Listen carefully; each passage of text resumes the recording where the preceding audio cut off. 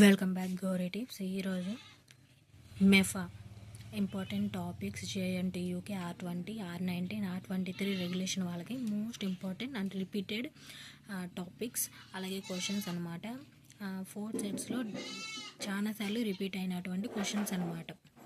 Coming to the unit 1, introduction about managerial economics and scope of managerial economics. తర్వాత concepts of demand అలాగే type, laws, determination, schedules అనమాట.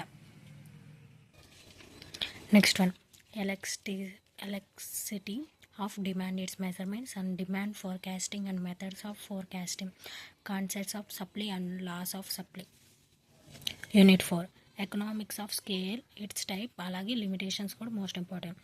ఐసోక్వాంట్స్ and isocosts and law of variable proportions, cost concepts and cost volume and profit analysis, opportunity cost, variable fixed cost alage total cost, limitations of break even points.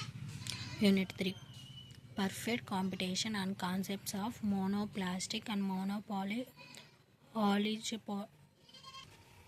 oligopoly, its future. Tarvata price and output determination, tarvata futures and evolution of partnership, it is the most important.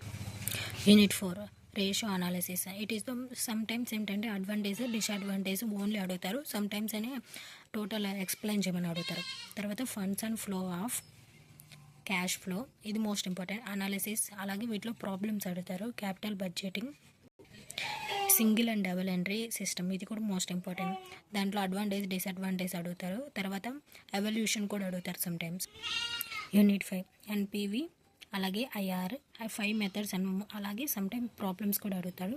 తర్వాత modern and traditional methods అడుగుతాడు. Journal and ledger methods అడుగుతాడు. Capital budgeting method and future, ఇది most important అనమాట. మీకు కావాలంటే screen shot తీసుకోండి.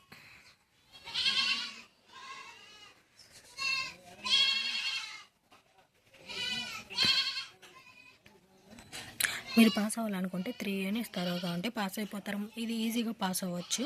మనం మేజర్గా దాంట్లో ప్రాసెస్ని అలాగే అడ్వాంటేజ్ డిసడ్వాంటేజ్ని అర్థం చేసుకుంటే చాలు. మేజర్గా ఇవి ఎక్కువసార్లు రిపీట్ అయినటువంటి టాపిక్స్ అలాగే క్వశ్చన్స్ అనమాట. ఇవి చూసుకుంటే చాలు పాస్ అయిపోతారు.